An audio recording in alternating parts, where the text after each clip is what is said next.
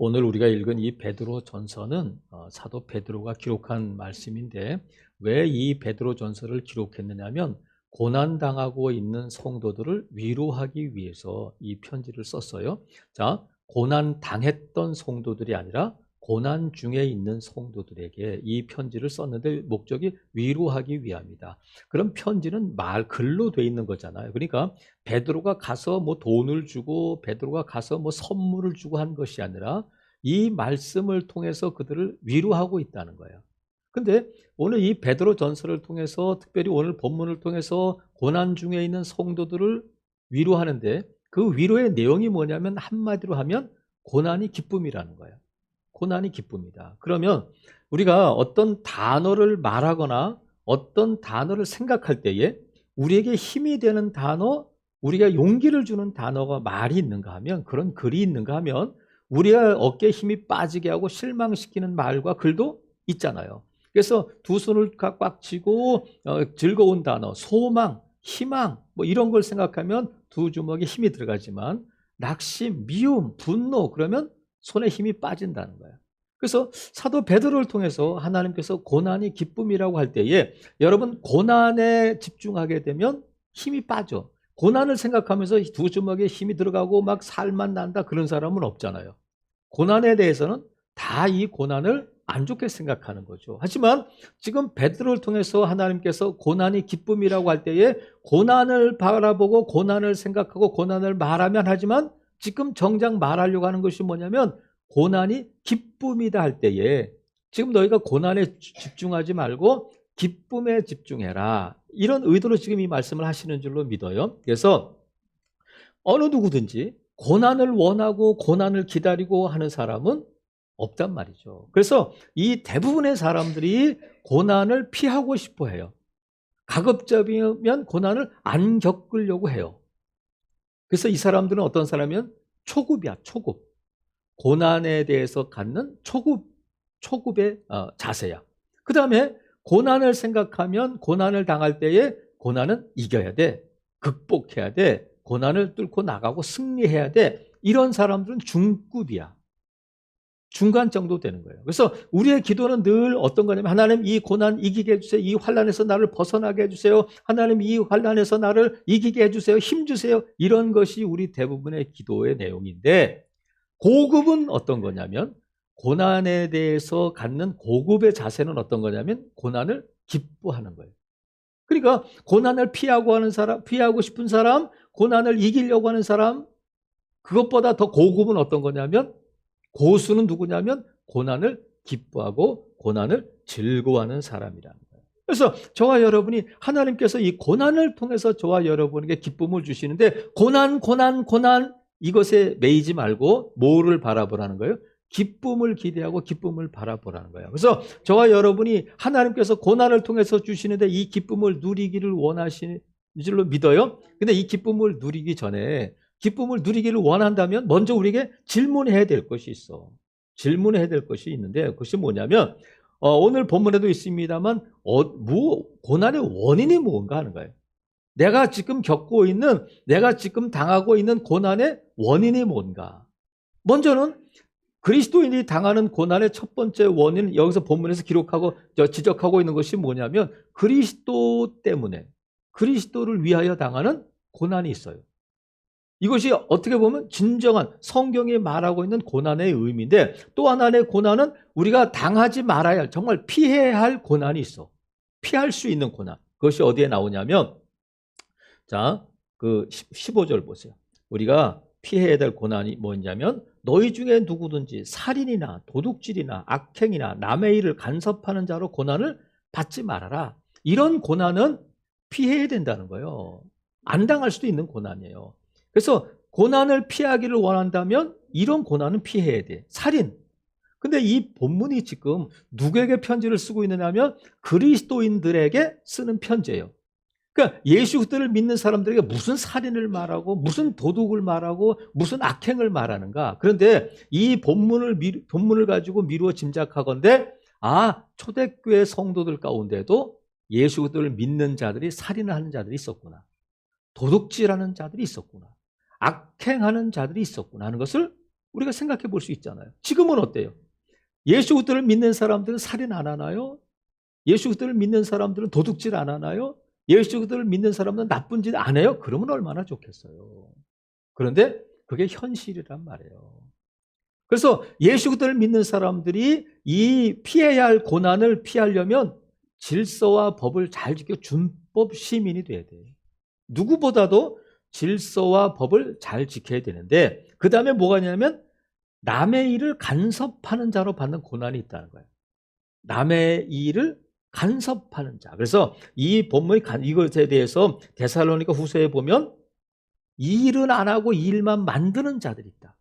그리고 또 디모데전서에 보니까 이 집 저 집 다니면서 말을 퍼뜨리는 자들이 있다는 거예요. 그러니까 남의 일을 간섭하는데 내 일도 아닌데 자꾸 끼어들어가지고 안 낄 때 끼어들어가지고 오지랖도 넓게 일을 만들어내는 것으로 말미암아 자기도 고난을 당하고 끼어든 그 사람 때문에 다른 사람이 고난을 당하게 되는 일이 있단 말이죠. 저는 여러분의 경우를 얘기하는 것이 아니라 이 지금 초대교회에 그런 일이 있었다는 거예요. 남의 일에 이 집 저 집 다니면서 쓸데없는 말을 퍼뜨리고 또 일은 안 하고 일만 만들어내는 자들, 말로 일을 하는 사람들이 있었다는 거예요. 그러면 왜 이렇게 자꾸 남의 일에 간섭하느냐면 이것이 남의 일인지 내 일인지를 잘 모르는 거예요. 내가 이 일에 끼어들어야 하는지 내가 아니면 밖에서 이렇게 지켜봐야 하는지를 구별을 잘 못하는 거예요. 그래서 예수님께서 뭐라고 말씀하셨냐면 너희가 뱀처럼 지혜롭고 비둘기처럼 순결하라 말씀하셨어요. 무슨 뜻이냐면 하나님 앞에서는 순결해야 돼. 사람들 앞에서는, 세상 가운데서는 뱀처럼 지혜로워야 돼요. 그래서 많은 사람들이 예수 그리스도를 안 믿는 사람들이 예수 그리스도를 믿는 사람들을 순진하고 속여먹기 좋은 사람들을 생각해요.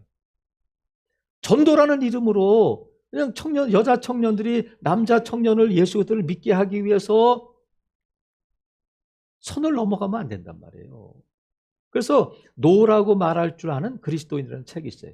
노라고 말할 줄 아는 그리스도인. 그 책의 내용이 뭐냐면 바운더리, 이 경계를 분명히 해야 된다는 거예요. 내가 예스 해야 할 것인가? 노라고 해야 할 것인가? 내가 끼어들 자리인가? 내가 끼어들면 안 되는 자리인가를 경계를 분명히 해야 된다는 거예요. 근데 이게 지혜거든요. 이걸 잘 못하는 거예요. 그래서 자꾸 고난을 안 당해도 당해야 될 고난을 당하게 된단 말이죠. 그래서 여러분, 세상 사람들이 그리스도인들을 우습게 알면 안 돼. 그렇다고 해서 깐깐하게 막 시장 가서 저 콩나물가 깎고 저 사람은 1,000원인데 왜 난 1,500원 이러질 말라는 거예요. 하지만 뱀처럼 지혜로워야 된다. 그래서 저와 여러분이 우리가 이 남의 일에 간섭할 때에 우리가 정말 조심해야 될 것이 뭐냐면 다른 사람들에게 선행을 베풀 때에도 분별해야 돼. 다른 사람이 어려울 때 도와줘야 되는데 선한 사마리안만 있는 것이 아니라 우리가 그냥 기도하면서 그 사람을 격려해 줘야 될 때도 있다는 거예요. 나비가 나와서 나방이 되고 나비가 되려면 이 껍질을 벗고 나와야 되잖아요. 그래서 어떤 사람이 나무에서 나비가 막 이 껍질을 벗고 나올 때 그냥 막 괴로워하는 걸 보면서 그걸 벗겨줬다는 거야. 사람은 그냥 1초면 되잖아요. 그냥 딱 벗겨줘서 나비가 툭 나왔는데 나비가 날아가는커녕 날지도 못하고 죽더라는 거예요. 이걸 뚫고 나와야 나비가 되는 거예요. 그런데 우리가 도와줘야 할 때가 있고 선행을 베풀어야 할 때가 있지만 지켜봐 줘야 할 때도 있단 말이죠. 그러니까 남의 일에 간섭해야 되고 내가 그 일에 끼어들어야 할 것인가 말 것인가를 잘 분별해야 돼요. 이게 뱀처럼 지혜로운 일이야. 그렇다고 해서 아이고 목사님이 도와주지 말래. 아이고 목사님이 모른 척하래. 이런 성도들은 없을 줄로 믿어요. 우리가 분별할 줄 알아야 돼요. 그래서 오늘 베드로 사도를 통해서 말씀을 남의 일을 간섭하는 자로 고난을 받지 마라. 이것은 받지 말아야 할 고난이고 우리가 피해야 할 고난이라는 거예요. 그래서 남의 일을 간섭하는 고난을 피하려면 경계를 분명하게 해야 된다. 기도하면서 뱀처럼 지혜로워야 돼요. 또 하나, 우리가 그리스도를 위한 고난이 있고 우리가 피해야 할 고난이 있을 뿐만 아니라 애매하게 당하는 고난이 있어요. 애매하게. 나와는 상관없이, 내 의지와는 상관없이, 우리 아버지 때에, 우리 조상들 때에 잘못한 것 때문에 내가 죄를 짓는 건 아니지만 그 영향력 아래 있을 수 있단 말이죠. 질병의 문제, 유전적인 질병이 있거나 아니면 대대로 내려오는 가난의 문제나 경제적인 문제, 또 우리 가정이 부서져가지고 사람들로부터 막 그 손가락질 당하는, 나와는 상관없잖아요. 이런 고난이 있어요. 지금 우크라이나에 전쟁 중에 있는데 그 사람들이 전쟁을 원한 것도 아니고 어느 날 갑자기 대포알 미사일이 날아와가지고 우리 가족을 잃어버리게 되는 이런 일들이 있단 말이죠. 나는 법을 잘 지켜서 규정 속도를 지키면서 차선을 지키고 운전을 했는데 법을 안 지키는 사람이 불법 유턴을 하다가 내 차를 치워가지고 내가 어려움을 겪을 수 있어요. 이건 애매한 고난이잖아요. 그래서 우리가 고난을 당할 때에 예수 그리스도의 이름으로 예수 그리스도를 위한 예수 그리스도 때문에 당하는 고난이 있고, 내가 피해야 할, 내가 법을 지키지 않아서 쓸데없이 남의 일에 끼어들다가 당하는 고난이 있고, 또 애매하게 당하는 고난이 있단 말이죠. 그러면 오늘 본문에서는 지금 이런 고난은 피해야 된다 말씀하셨는데, 그러면 우리가 예수 그리스도 때문에 당하는 고난 말고 이 두 번째, 세 번째 고난을 당할 때는 이제 끝났구나. 이제 내가 뭐 다 이거 감옥에 가서 뭐 이걸 다 벌을 받아야지 뭐, 이런 말씀을 드리려고 하는 것이 아니라 두 번째, 세 번째 내가 잘못한, 내가 법을 지키지 않아서 당하는 고난, 남의 일에 끼어들다가 당하는 고난, 또 애매하게 내 의지와는 상관없이 당하는 고난을 당할 때에도 우리가 믿음 안에 있다면 소망이 있는데, 그것이 뭐냐면, 여러분 감옥에 있는 사람들에게 당신 무슨 죄 졌어요 하면 대부분이 그런다는 거야. 나 죄 없어요. 판사가 그래서 그래요. 대부분 죄 없다고 하는데 정말 그럴까? 과연 감옥에 있는 사람들 가운데 죄가 없이 감옥에 갇힌 사람이 몇 명이나 될까? 대부분은 다 죄를 짓고 법을 어겨서 감옥에 가 있는데, 예수 그리스도를 믿는 사람들이 그 안에 있을 때에 이제는 내가 뭐 여기서 2년형 받았으니까 2년 동안 여기서 썩고 가야지 뭐, 이러는 것이 아니라 감옥에 가 있는 동안 더 깊이 회개하게 되고 회심이 일어나게 되고 새 사람이 되는 경우가 얼마든지 있을 수 있단 말이죠. 그리고 내가 애매하게 고난을 당할 때, 나와 내 의지와는 상관없이 내 아버지 때부터 내려오는 가난과 질병과 또 어느 날 갑자기 닥쳐온 그 포탄에 맞는 이런 고난을 당할 때에, 여러분 우리가 당하는 이런 고난은 저주 같은 모습이야. 하지만 하나님께서 우리가 그리스도 안에 있을 때의 소망이 뭐냐면, 하나님께서는 이런 모든 일을 통해서 합력하여 선을 이루신다는 거야. 감옥에 비록 갇혔지만 하나님께서 그에게 다시 회개할 기회를 주시고 다시 하나님을 만나고 하나님의 은혜 가운데 변화되는 놀라운 역사를 일으키실 뿐만 아니라, 우리가 이 애매하게 당하는 이런 고난, 이런 저주의 모습은 이미 예수 그리스도의 십자가를 통해서 그 저주를 복으로 바꿔주셨고, 하나님께서 이러한 이 저주의 모습을, 고난을 회복시켜 주실 것이다 하는 소망이 우리에게 있단 말이죠. 요셉이 그랬고, 욥이 그랬고, 바울이 그랬어요. 그가 잘못해서가 아니라 욥이 애매하게 이런 고난을 당하지만 하나님께서는 그의 고난을 회복시켜 주셨다는 거예요. 그래서 우리가 두 번째, 세 번째 이런 고난을 당할 때도 우리의 소망이 뭐냐면, 그럼에도 불구하고 하나님께서는 이 모든 일을 통해서 합력하여 선을 이루어 가신다. 어디서 알 수 있느냐면, 이스라엘 백성들이 애굽에서 나와서 광야를 지나갈 때 40년 동안 광야를 지나갔다 그러지 않고 방황했다 그런단 말이에요. 왜? 이 40년이 없어도 되는데 10명의 정탐꾼의 말을 듣고 못 간다. 갈 수 없다. 그래서 하나님께서 이스라엘 백성들을 38년 동안 이 광야를 방황하게 하셔요. 그래서 너희들 잘못했으니까 이제 나 몰라. 너희들 38년을 채워야 돼. 40년을 채워야 돼 해서 뒷짐지고 계신 것이 아니라, 그럼에도 그들이 잘못해가지고 광야를 지나가게 됐지만 그럼에도 불구하고 하나님은 여전히 그들에게 만나를 주시고 또 그들에게 샘물을 주시고 그들의 옷이 헤어지지 않게 하시고 구름 기둥 불 기둥으로 인도해 주셨단 말이죠. 그러면서 이 40년을 통해서 하나님께서 그들에게 가르쳐 주신 것이 있고 그들을 시험하신 것이 있다. 사람이 떡으로만 사는 것이 아니라 하나님의 입에서 나오는 모든 말씀으로 산다는 것을 가르쳐 주셨어요. 우리가 애매하게 내가 비록 잘못해서 고난을 당한다 할지라도 저와 여러분이 그리스도 안에, 믿음 안에 있으면 소망이 있는 줄로 믿습니다. 내가 잘못했으니까 나 같은 놈이 뭐 그러지 말고 믿음 안에 있어야 된다는 거야. 살아계시는 성도 여러분, 그래서 우리가 이 고난의 기쁨을 누리려면 이 고난이 원인이 뭔가를 살펴봐야 될 뿐만 아니라 또 하나 질문이 뭐냐면 과연 지금 이 세 가지 고난의 원인 가운데 첫 번째가 그리스도의 이름으로, 그리스도 때문에, 그리스도를 위하여 당하는 고난인데 지금 우리에게 이 2022년도를 사는 저와 여러분에게 이런 고난이 있느냐 하는 거예요. 과연 내가 예수 그리스도 때문에, 예수 그리스도의 이름으로, 예수 그리스도를 위하여 당하는 고난이 저와 여러분에게 있느냐. 이 편지를 받는 초대교회 성도들은 예수 그리스도의 이름으로, 예수 그리스도를 위하여, 예수 그리스도 때문에 당하는 고난이 이런 관용적인 표현이었다고 그래요. 그러니까 일상적인. 그러니까 아유 내가 죄를 지어서 감옥에 이런 게 아니라 지금 그리스도인이 당하는 고난은 대부분 뭐였느냐면 예수 그리스도 때문에, 예수 그리스도의 이름을 위하여, 예수 그리스도 때문에 이름으로 위하여 당하는 고난이었다는 거예요. 이게 관용적인 표현이었다고 그래요. 그런데 우리가 지금 그렇게 말할 수 있느냐 말이죠. 그래서 우리는 그런 고난의 시대가 아니에요. 박해의 시대가 아니에요. 순교의 시대가 아니에요. 그래서 고난이 없다? 그렇게 말할 수 없잖아요. 여러분 우리에게 예수 그리스도를 위한 고난이 있을까요? 없을까요? 제가 힌트를 말씀드릴게요. 차마 쉽게 말씀을 못 하시니까 그 힌트가 어디 있느냐면 과연 우리가 지금 이 시대에도 우리가 이런 자유주의 국가에 마음껏 신앙생활할 수 있는 이때에 그리스도를 위한 고난이 있나 없나. 디모데후서 3장 12절에 보니까 이런 말씀이 있어요. 무릇 그리스도 예수 안에서 경건하게 살고자 하는 자는 박해를 받으리라. 무릇 그리스도 예수 안에서 경건하게 살고자 하는 자는 박해를 받는다는 거야.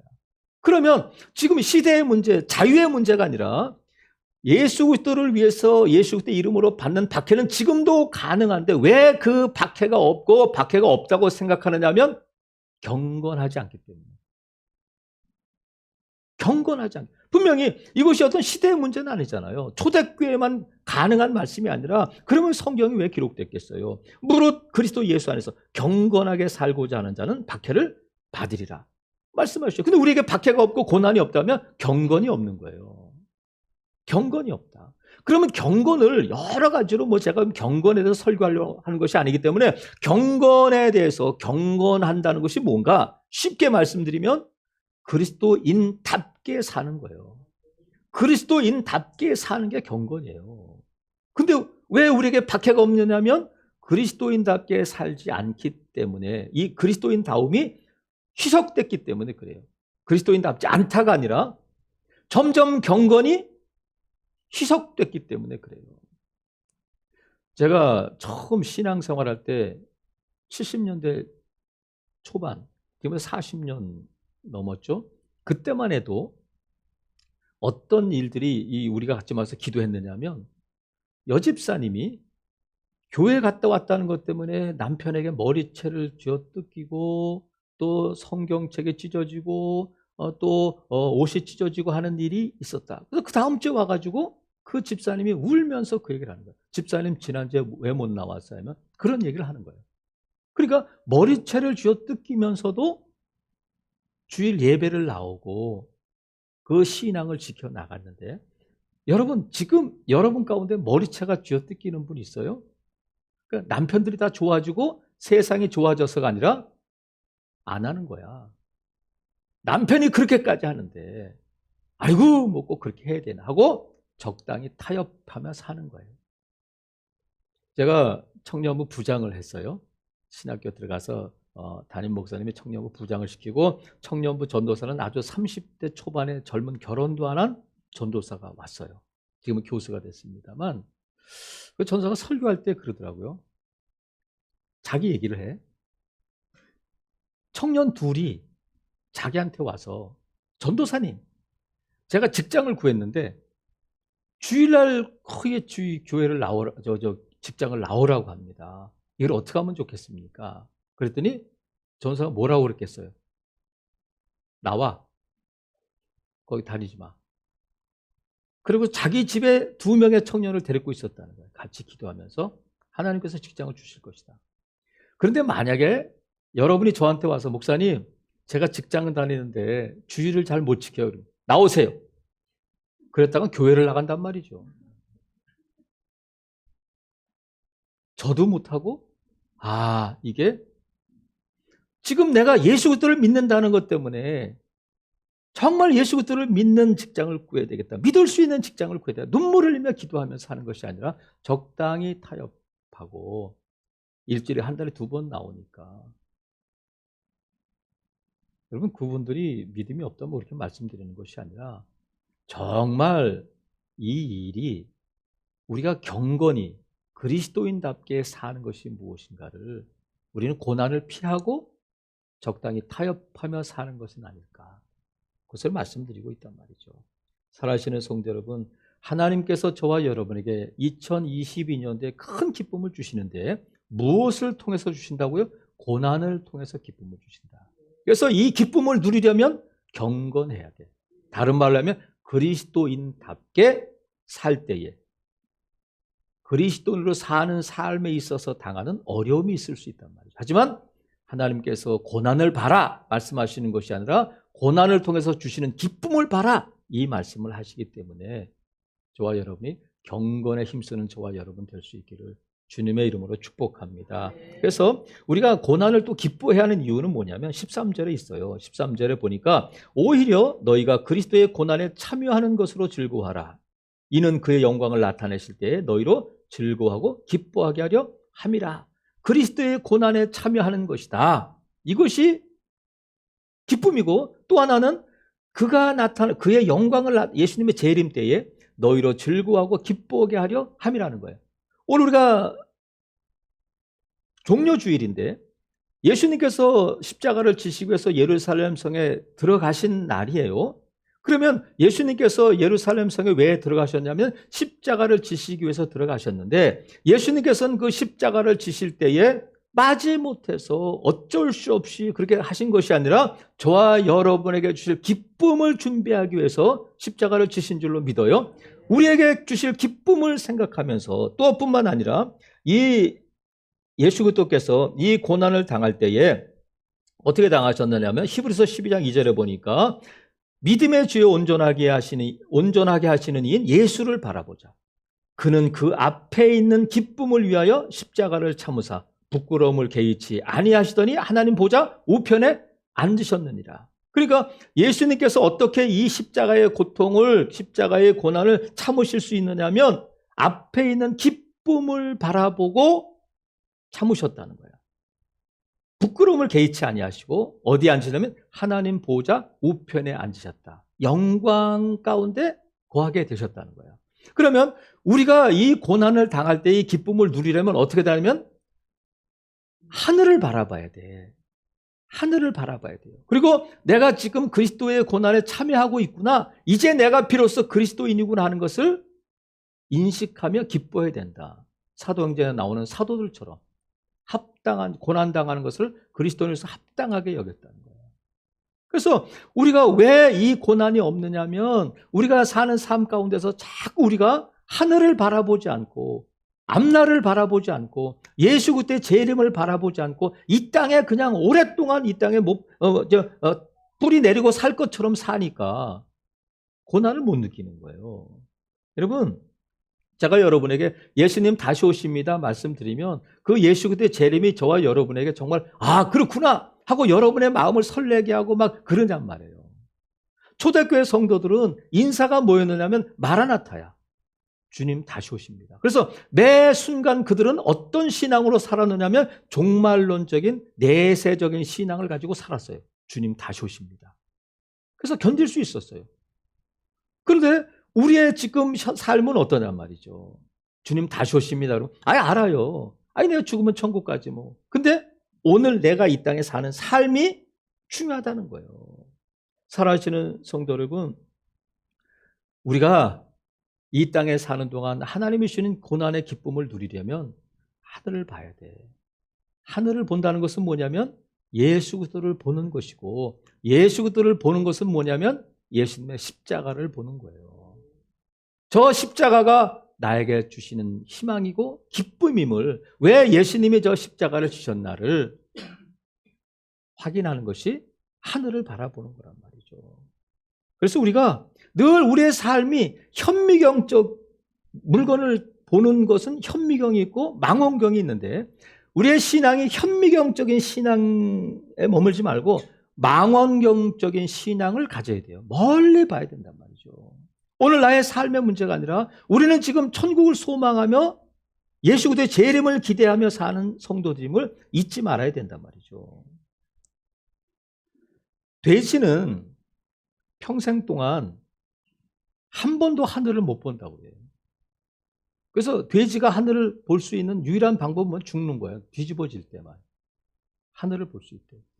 어떤 사람이 어느 날 길을 가다가 이렇게 보니까 동전이 500원짜리가 떨어져 있는 것을 주웠어요. 그리고 또 조금 가다가 보니까 뭐 이렇게 단추 같은 게 떨어져서 주웠어. 그래서 그 사람에게 취미가, 재미가 뭐냐면 길 가다가 뭘 줍는 거야. 그래서 늘 뭘 바라보냐면 땅바닥을 바라보고 이렇게 갔어요. 그러다가 그가 평생 주운 것을 보니까 동전 몇 개, 10,000원짜리 몇 개, 뭐 단추 몇 개, 뭐 핸드폰 몇 개, 이런 것들이 잔뜩 있는데, 그가 나중에 후회하는 것이 뭐냐면 땅만 보고 가다가 하늘을 볼 기회를 잃어버렸다는 거예요. 저와 여러분이 이 땅에 사는 동안 땅만 바라보고 살면 허접한 것들 붙들고 사는 거예요. 여러분, 눈을 들어 하늘을 바라볼 수 있기를 바랍니다. 저와 여러분이 이 땅에서 당하는 고난 때문에 하늘의 소망을 잃어버려서는 안 된단 말이죠. 그래서 여러분, 하늘을 바라볼 수 있기를 바랍니다. 예수 그리스도를 바라보고 예수 그리스도의 십자가를 바라보는 삶이 하나님이 주시는 그 기쁨을 누리는 삶인 줄로 믿습니다. 그리고 또 하나는 우리가 이 고난에 주시는 기쁨을 누리려면 또 하나가 뭐냐면, 자, 16절 보세요. 16절 보니까 만일 그리스도인으로 고난을 받으면 부끄러워하지 말고 도리어 그 이름으로 하나님께 뭐 하라고요? 영광을 돌리라는 거야. 하나님께 영광을 돌리는 삶을 살아야 돼요. 하나님께 영광을 돌려라. 그런데 누구한테 하시는 말씀이냐면 고난 중에 있는 성도들에게 이 말씀을 하시는 거예요. 고난이 뭐예요? 빼앗기고 실패하고 넘어져 있는 자리가 고난의 자리인데, 그게 과연 하나님께 영광이 될 수 있을까? 우리는 하나님의 영광이 뭐예요? 내가 성공하고 내가 잘 되고 내가 부자가 되고 내가 헌금 많이 하고 하면 하나님께 영광이 되는 걸로 알아요. 물론 그것도 영광일 수 있지만, 그래서 내가 좀 낙심되고 내가 실패하고 내가 뭔가를 잃어버리고 넘어졌을 때는 부끄러워해. 차마 교회 다닌다는 말을 못해. 너 그렇게 새벽 기도하고 너 그렇게 주일 안 빠지고 그렇게 코로나에도 불구하고 매일 교회 나가서 하는데 뭐 어떻게 된 거야? 맨날 똑같아. 네 자녀들은 왜 그 모양이야? 할 때에 내가 예수 그리스도를 믿는 것이 부끄럽고 내가 하나님의 영광을 가리고 있구나. 그렇게 생각한단 말이에요. 그런데 여러분 보세요. 초대교회는 예수 그리스도를 믿고 당하는 고난이 우리와는 비교할 수 없는 것들이야. 어떤 거냐면 예수 그리스도를 믿고 죽고 감옥에 갇히고 쫓겨나가고 재산을 빼앗기고, 그런데 그들을 동정하는 사람이 있느냐면 없어요. 사회 전체가 기독교를 이단으로 정죄하고 예수 그리스도를 믿는 사람들을 다 벌레 취급하는 때에 지금 살고 있고 고난을 당하는 성도들에게 이 말씀을 하는 거란 말이죠. 우리가 코로나19를 겪으면서 교회가 너무너무 예수 그리스도를 믿고 교회에 다니는 것이 부끄러워한 사람들이 있었잖아요. 과연 예배를 그렇게까지 해야 되냐? 과연 우리가 예수 그리스도를 믿는다는 것에 대해서 차마 옆집 사람이 내가 교회 다니는 걸 알까 봐 성경책도 못 갖고 다니고 조심스럽게 내 집 앞에 교패가 붙여 있다는 것 자체가 부끄러운 일처럼 그런 때가 있었단 말이에요. 지금은 어때요, 여러분? 하지만 정말 부끄러운 것은 내 형편, 내 모습이 아니라 내가 그런 모습 때문에 내 신앙이 흔들리는 것이 부끄러운 거예요. 세상이 우리에 대해서 뭐라고 말하든지 간에 나는 하나님의 영광을 가린다. 내 이 모습 이대로는 안 돼요, 하나님 할 때에 내가 정말 믿음 하나 붙들고 꿋꿋하게 그 길을 갈 때에 세상 사람들이 우리를 무시하지 못해요. 흔들면 넘어지고 흔들면 흔들리고 발 걸면 넘어지는 그런 그리스도인을 보고는 비웃는단 말이에요. 말씀하시잖아. 부끄러워하지 마라. 부끄러워하지 마라. 지금 여러분의 형편이 어떻든지 예수를 믿는 믿음의 성도들이라면 여러분의 삶의 모습을 너무 부끄러워하지 않기를 바라요. 문제는 내 부끄러움이 아니라 이 연약함을 통해서 하나님의 영광이 나타나야 된다. 그게 뭐예요? 담대하게 떳떳하게 내가 예수 그리스도를 믿고 내가 그리스도인임을 밝히는 거예요. 숨지 말고. 그래서 또 이런 때에 과연 전도가 될까? 예수 그리스도의 이름을 전하면 너나 잘하세요. 이 못된 교인아 이렇게 말할 것 같지만 예수 그리스도를 믿지 않는 사람, 택함을 받지 못한 사람은 안 믿어요. 하지만 지금도 택함을 입은 사람들이 있고 누군가의 손길을 기다리는 영혼들이 있음을 여러분 믿으시기를 바랍니다. 그래서 우리가 이 전도 태신자 카드를 작성할 때에 과연 될까? 여러분이 하는 게 아니잖아요. 이 사람이 내가 예수를 전하면 나보다 똑똑하고 나보다 재산도 많고 나보다 자녀들도 잘 됐는데 내가 과연 예수를 전하면 비웃지 않을까? 여러분 부끄러워하지 않기를 바랍니다. 그래서 내가 예수 그리스도를 믿고 하나님의 자녀된 자로서의 자부심을 가질 수 있기를 바라요. 이것이 하나님께서 저와 여러분에게 주시는 기쁨을 누리는 길이란 말이죠. 그리고 우리가 기억할 것은 뭐냐면 저와 여러분의 삶의 모습이 하나님의 영광을 전혀 드러낼 수 없다. 이건 하나님의 영광을 가리는 삶이다. 그럴 때라도 우리가 기억할 것이 뭐냐면 14절 보세요. 너희가 그리스도의 이름으로 치욕을 당하면, 여기서 치욕이 뭐냐면 인격적인 모독, 또 어떤 인격적으로 우리에게 주는 모독이란 말이죠. 그럴 때에 우리가 기억할 것이 뭐냐면 14절 너희가 그리스도의 이름으로 치욕을 당하면 복 있는 자로다. 왜냐하면 영광의 영 곧 하나님의 영이 너희 위에 계십니다. 영광의 영, 하나님의 영이 함께 계신다는 거야. 우리가 고난 중에 있을 때, 고난 중에 있을 때 성령님이 계시면 고난을 안 겪게 하고 고난을 피하게 하시고 좀 편안하게 하셔야지 왜 성령님이 계시는데 이런 고난이 있을까? 왜라고요? 기쁨 주시기 위해서라는 거야. 사랑하시는 성도 여러분, 내 모습 이대로 내가 과연 하나님의 영광을 위해 살고 내 모습이 하나님의 영광을 나타낼까 할 때 기억하십시오. 주의 성령이 나와 함께 하시고 주의 성령이 저와 여러분을 도와주실 뿐만 아니라 주의 성령께서 역사하심을 믿으시기를 주님의 이름으로 축복합니다. 그래서 이 고난이 없는 삶은 없어요. 고난이 없는 삶은 없어요. 하지만 피할 수 있는 고난은 피해라. 그것이 뭐냐면 법을 어기거나 남의 일에 쓸데없이 간섭해서 당하는 고난은 피해야 된단 말이에요. 하지만 애매하게 당하는 고난이나 예수 그리스도 이름을 위해서 예수 그리스도 때문에 당하는 고난이 있다면 고난에 집중하지 마시고 기쁨에 집중할 수 있기를 바랍니다. 그래서 고난을 통해서 하나님이 주시는 기쁨을 누리려면 경건에 힘써야 된다. 그리스도인답게 살아야 할 뿐만 아니라 하늘을 바라보고 살자. 오늘만 사는 것이 아니라 순간 속에서 영원을 사는 그리스도인으로 살 뿐만 아니라 모든 일에 하나님의 영광을 위해서 살 때에 하나님께서 이 고난을 통해서 저와 여러분에게 큰 기쁨을 주실 줄로 믿습니다. 물론 하늘에 가면 하나님께서 큰 기쁨을 주실 거예요. 하지만 이 땅에서도 하나님이 주신 회복과 하나님께서 주시는 합력하여 선을 이루심으로 말미암아 이 땅에서도 저와 여러분에게 기쁨을 주실 줄로 믿습니다. 이번 주간이 고난 주간인데 고난 주간이에요. 이 고난 동굴, 고난의 세월이 아니라 고난 주간이야. 왜냐하면 왜 고난 주간이냐면 부활절이 있기 때문에 그래요. 고난 주간을 거쳐서 부활절이 있기 때문에 우리는 이 부활절을 바라보면서 이 고난 주간을 지나는 거예요. 고난의 동굴 속에 갇혀 있는 것이 아니라 하나님께서 이 고난의 터널을 지나게 하실 때에는 큰 기쁨을 주실 줄로 믿습니다. 아무쪼록 이런 경건과 하늘을 바라보며 하나님의 영광을 위해 사는 삶을 통해서 하나님이 주시는 큰 기쁨을 누리시기를 주님의 이름으로 축복합니다. 아멘.